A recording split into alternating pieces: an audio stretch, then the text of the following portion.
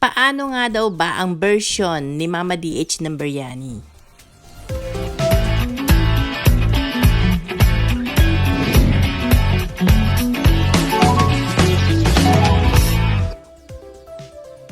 Eto po si Mama DH, nakasubscribe na ba ang lahat? Eto po, gagawa ako ngayon ng chicken biryani. Marami nagtatanong sa akin kung paano ako gumawa ng chicken biryani. Yan, hiniwa-hiwa ko na yung manok, hinugasan ko na yan, malinis na.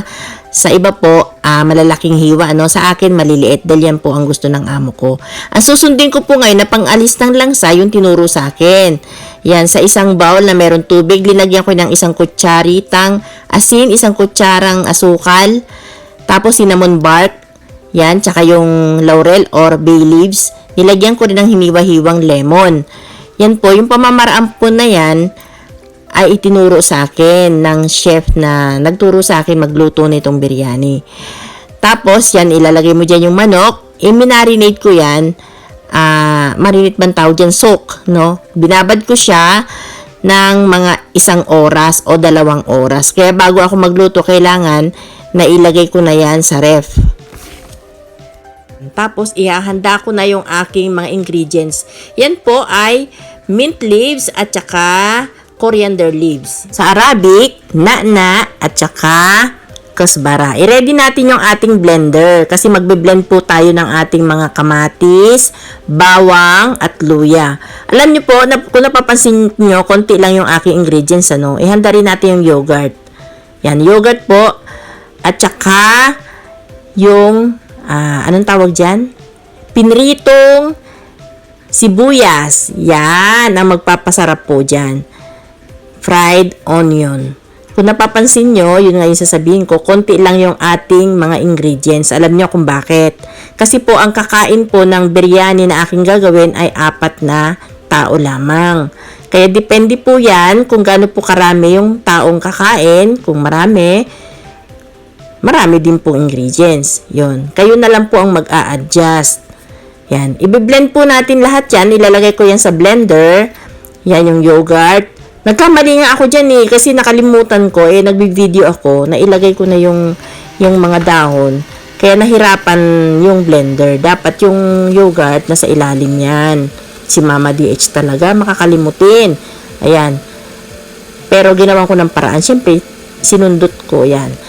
Ngayon, nung na-blend na yung ating mga ingredients dyan, natandaan nyo po ba kung ano yung mga nilagay ko dyan, ha? I-ready na natin yung ating mga powder na ilalagay sa ating biryani. Yan. Yan yung biryani powder, turmeric powder or yung kurkum kung tawagin, at asin at paminta. Ready rin tayo ng green chili at yung dried lemon. Yan, yung buo, at saka laurel. Tapos, maghiwa-hiwa tayo ng potato. Yan. Kasi yung patatas, isasama po natin sa pagluluto ng manok. Eto na po, mag-umpisa na tayong magluto. I-ready natin yung yung kaldero na pagsasaingan natin ng kanin. Kasi magkahiwalay po yun. Kailangan nakaready din yung pagsasaingan. Tapos yan na nga po yung manok na minarinate ko kanina. Kinuha ko na at hinugasan. Hugasan po, ha. Yan. Tapos, eto na po. Yan. Sisindihan ko na. Sinindihan ko na pala. Lagyan na natin ng konting oil, yung ating paglulutuan ng biryani.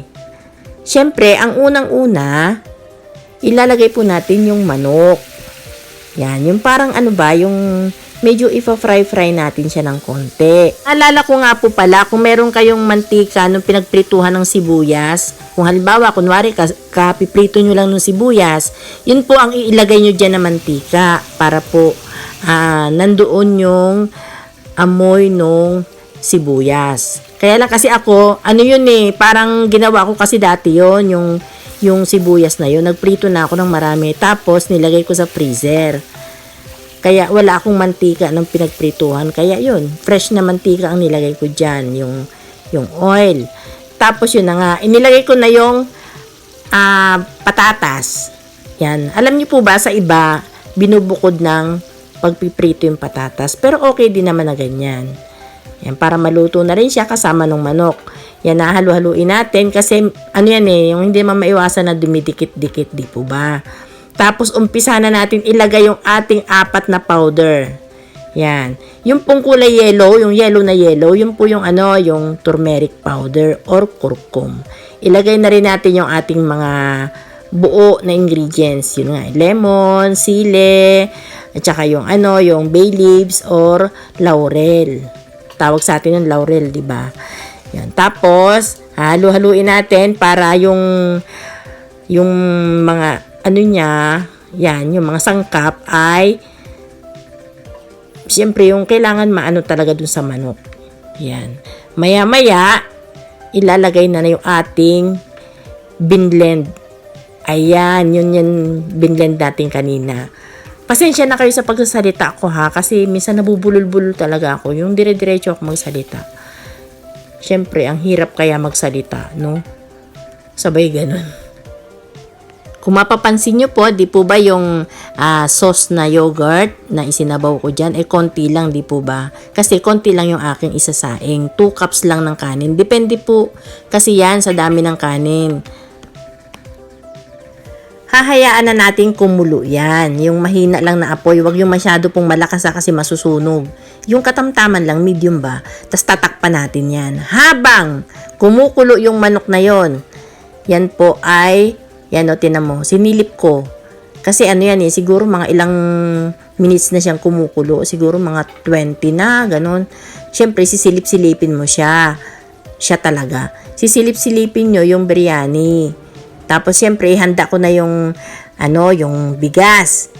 Yan, magpakulo muna ng tubig. Ganyan po ang way ng pagsasaing dito. Yan, lalagyan niya ng asin, yung kumukulong tubig. Tapos, lalagyan ng cardamom seed. Tapos, lalagyan ng cinnamon bark. Tapos, tsaka ngayon ilalagay yung bigas na hinugasan. Yun, yung bigas po ay hinuhugasan ng maraming beses dito. Siguro mga 8 beses ko hinuhugasan. Pag kulong-kulo na yan, kasi tatantyahin nyo po yung niluluto nyong biryani. Kailangan hindi pa siya natutuyuan yung biryani. Yan, katulad niyan, di ba kumukulo pa siyang ganyan.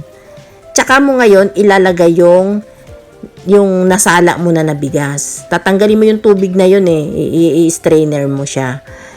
Yan. Ngayon ilalagay mo na dyan yung kanin. Kanin po ay half cook. Tandaan nyo hindi po yan luto. Kumbaga hindi, kumulo siya pero hindi siya talaga lutong-luto. Kasi ay dyan pa siya maluluto. Yung yung sauce nung chicken, yun pa yung magluluto ng husto doon sa kanin. Yan. Half cook lang yung kanin na yun. Kasi yung mga basmati rice, talagang matagal maluto yun Yan. Ganyan. Tapos tatakpan natin ngayon ng aluminum foil yan. Para yung singaw niya, yung moist, di ba? Yun yung magluluto doon sa kanin. Yan. After 1 hour, at least 1 hour po yan na mahinang apoy. Mahinang apoy Yan. Chinek ko siya. Binuksan kong unti-unti. Yan. At kung makikita nyo po yung kanin ay mga nakatayo na.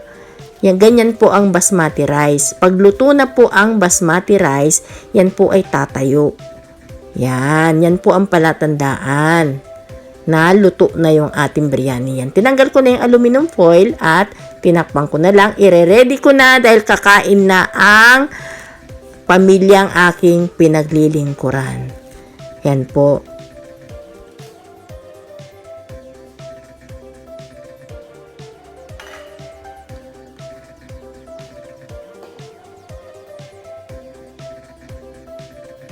Sa iba po, ito ay tinataob sa isang malaking bandehado para po yung yung kanin na puti ay pupunta siya sa ilalim. Tapos yung mga chicken ay mapupunta sa ibabaw. Kaya lang kasi po, ilalagay ko po yan sa isang hafida or hot pot. Kaya sasandukin ko na lang siya. Pero dapat po ay mabilis ang pagsasandok para po yung kanin ay nasa ilalim yung puti. Ito po si Mama DH. Maraming salamat po sa inyong panonood. Yan po ang aking masarap na biryani.